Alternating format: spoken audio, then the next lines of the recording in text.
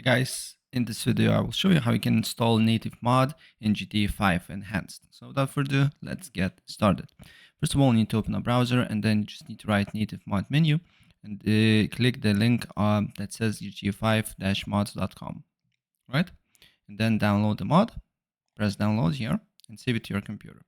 Then you need to write scripthook V or scripthook 5 and go to AB Software Development here and download scripthook. Right? Then once you have these two files to your computer, you just need to extract them one by one. You can extract it to whatever you like. In my case, it will be a desktop and this one as well. Extract it. Then what you need to do here is to open up your GTA 5 directory. I have it on Steam, so I just need to go to library, then look for GTA 5 Enhanced, right click on it, go to properties, installed files, browse.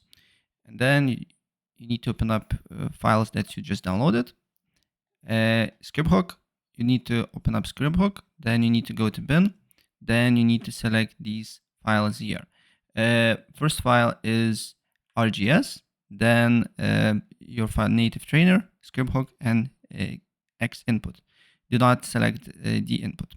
Then you just need to drag it here. Then open up a mod menu file, and then you just need to drag and drop these two files to your game, right? And guys, once in game, to activate this mod, you need to wait for a minute until you when you load the game. And when the game is loaded, you just need to press page down button. And then as you can see here, it will be the menu. You can do a bunch of different things, add boats, add cars, and do a bunch of different things with a mod, right? And if you don't have page down button on your keyboard, watch the video in the comment section below, and I will show you what you need to do now, what you need to do here in order to change that particular button.